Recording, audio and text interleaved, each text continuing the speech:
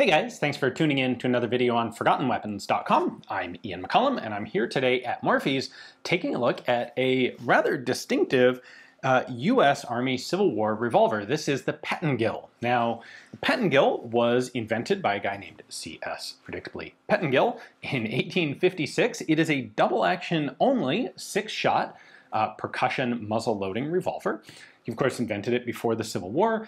His patent was then improved by two other guys by the name of Robert and Robitaille in 1858, and in 1859, it was put into production by the Rogers and Spencer Company. Now, Rogers and Spencer dates back to the 1830s.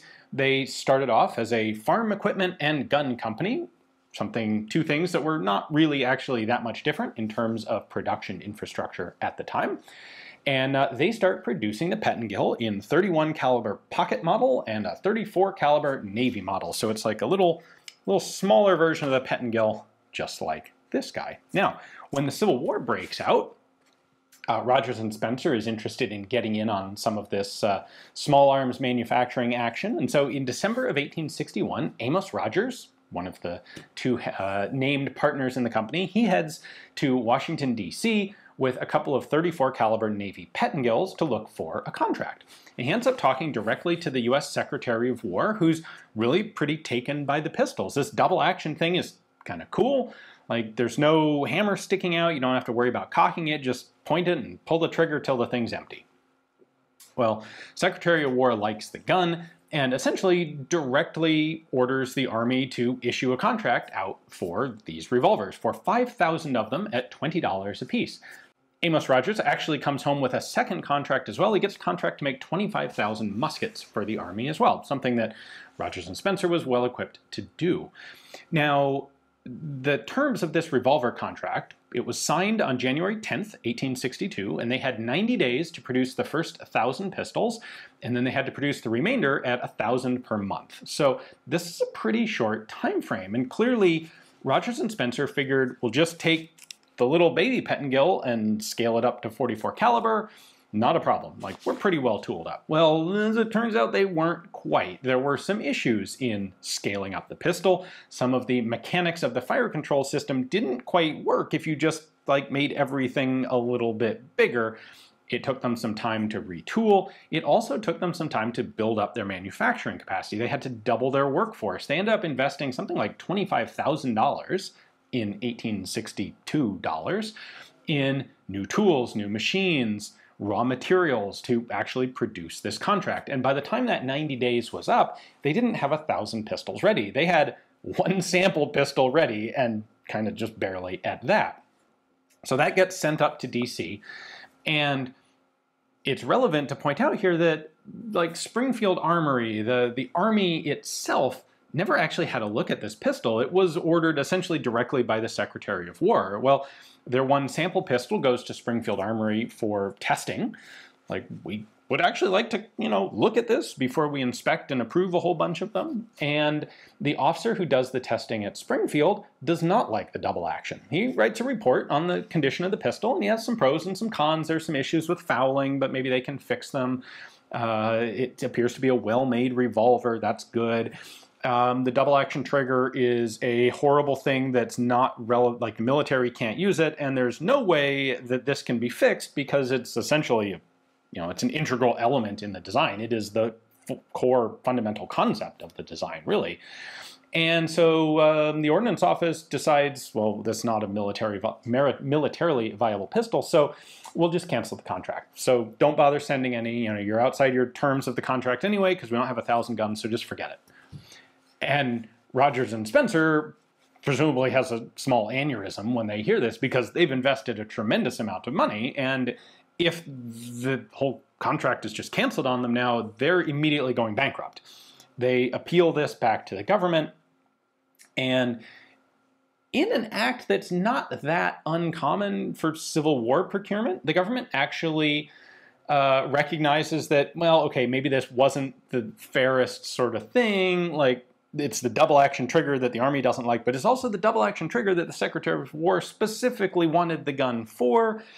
So they kind of make a compromise and they issue a new contract in June to Rogers and Spencer for 2,000 of the guns instead of 5,000. This is enough to save the company. Like, they're not going to go bankrupt on it, but the Army's also not going to be saddled with 5,000 of these guns. They can cut it down. It's actually a decent compromise. Now, in the meantime, Rogers and Spencer actually finished the first 1,100 guns, and the Army flat out rejected them, just refused to inspect them. Like, we don't have a contract, we're not touching these, just get them away. So with their new contract in June of 1862, Rogers and Spencer goes back, puts guns into production again, and they are able to actually make deliveries between October of 62 and January of 1863. So let's take a closer look at this. This is actually one of the martially inspected ones. I should point out there are a total of, well, we'll get to this in a minute. Let's take a closer look at this. All right, one Pettengill Army. This is a fairly big gun. We've got a 7.5-inch barrel here. It's something like 14 inches overall length. Very large trigger guard, very long trigger, because this is, in fact, double action only. I don't really want to dry fire it here, but you can see what's going on right there. Honestly, I find this pretty uncomfortable. The space between the trigger guard and the grip here is too tight on the knuckle for me. So I kind of have to hold it down here a little bit, which seems really kind of awkward. If I try and get a nice high grip on it, my hand just doesn't really fit. It's uncomfortable to me. Trigger pull is quite long and quite heavy, as you probably already suspected. You've got 6 shots available here. We do have kind of all the standard percussion muzzle-loading revolver accoutrements, primarily the loading lever. So this is shaped for a conical bullet. You would pour a powder charge in, set the bullet on top, and then use the built-in ramrod to seat the bullet all the way down. For markings, we have Pettengill's patent, 1856 there. And then on the other side of the top strap, we have Raymond and Robitaille, patented 1858. Those are the two gentlemen who improved the system and made it fully practical to manufacture. Pretty typical Civil War style sights here. We've got a front bead and then truly the tiniest of little V notches on the back of the frame there. This is very, very difficult to use sights. Now, a couple elements to point out on this one. This is a replacement screw. This was originally a thumb screw. And when you take it out, it should be a thumb screw, but taking that out allows you to remove the loading lever, which has the cylinder axis pin. So I do that, and I can pull this out. So there's the axis pin. You can see in here it is slightly reduced in diameter in the middle, and that's to help control fouling. So the cylinder is rotating on the front and back here, and black powder fouling can get in there, and you can build up some of it before the cylinder rotation starts to stick too badly. With the center hub out, I can pop out the cylinder. There's our hand stops in the back, percussion cap nipples. I should also point out the serial number, which I've seen in other places on other Pettengills. On this one, it's on the inside of the trigger guard. This is 2661. The lowest known Army Pettengill is serial number, I believe, 1393, and they go up to about 4600. So the 31 caliber Pettengills are the rarest, and they're the smallest production. The Navy Pettengills followed in 34 caliber, and these are all, each of these models is numbered sequentially. So by the end of the Navy guns, you get to approximately, well, the 1400 range, which is where the Army guns start. I should also point out here that we have a WW stamp on a whole bunch of the parts: the frame, the barrel, the cylinder right here,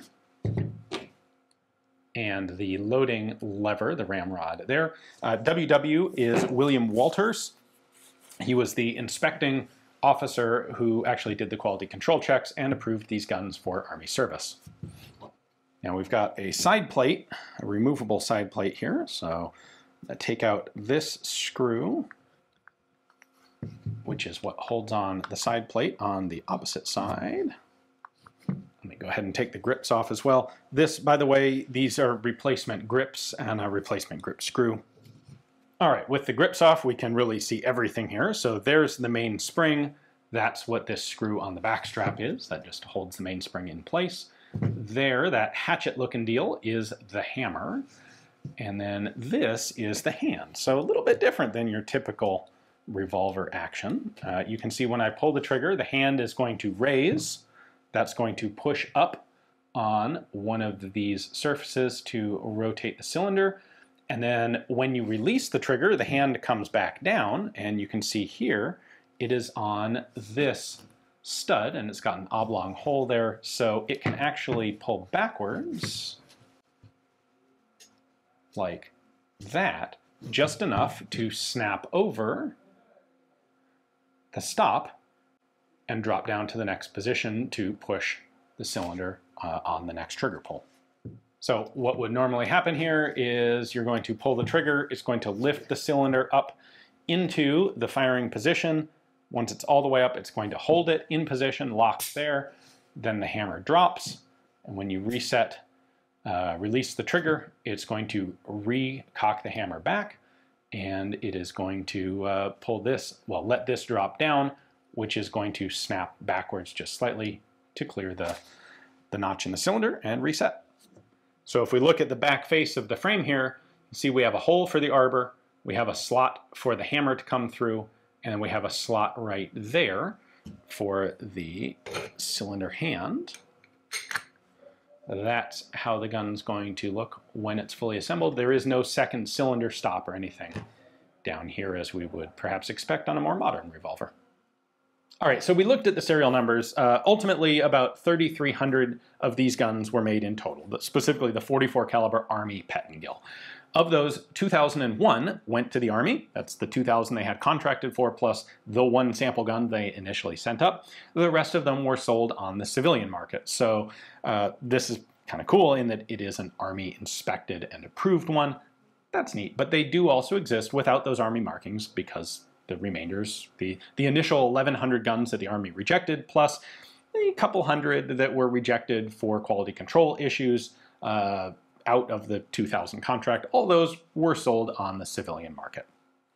Now it's interesting that Springfield said these guns just weren't suitable for military use at all. Well, by the summer of 1863, more than half of them, about 1,100 of them, had actually been issued out to cavalry units. A couple different units from Missouri, as well as a Michigan cavalry unit and an Arkansas cavalry unit. And they were, in fact, used in combat in the field and had a reasonable reputation. In fact, they were seen as pretty good guns to the point that they were held in U.S. Army stockpiles until relatively late in the post-war years. Now, it's also interesting that Rogers and Spencer would end up getting another contract for Pettengill armies. Again, Springfield says they're useless. They actually see service in the field and they're kind of well liked. And then the Army comes back and does issue them another contract for 10,000 more guns, but this time at $11 a piece instead of $20 a piece. Well, none of that contract was ever manufactured or procured because instead, Rogers and Spencer had been working on their own revolver design to replace the Pettengill. They were paying license fees on the Pettengill patents. They wanted to get away from that, and they thought they could do a better gun themselves anyway. So they would end up, I think, substituting their gun for their second Pettengill contract. At any rate, the Pettengill never sees further production. I have a video on the later Rogers and Spencer revolver. If you're interested, I'll link to that down in the description text below. So ultimately, what happens to the Pettengills? Well, like I said, they were actually liked. They were held in Army stockpiles until they were basically worthless. They never actually got used again, but the Army didn't want to get rid of them. So in 1876, the St. Louis Arsenal sold 196 of them at like $1.73 a piece. Little bit of a reduction from the original $20 purchase price. And then in 1882, the last batch of 592 of them were sold out of the New York Arsenal. That would be all of the ones that then remained in U.S. military inventory. And those were sold for a grand total of 27 cents each as a single lot. So kind of like the typical overall Civil War production story. Company presents great idea, they get a contract for it, they're unable to fulfill the contract, and then they manage to get some sort of recompense. They build some guns anyway, they serve in the field, then they get put into storage, and then they get sold for next to nothing long after the Civil War. Anyway, hopefully you guys enjoyed this one. It's a cool, distinctive revolver. Big thanks to Morphe's for giving me access to the regular one, as well as the baby Pettengill, to show to you guys. Thanks for watching.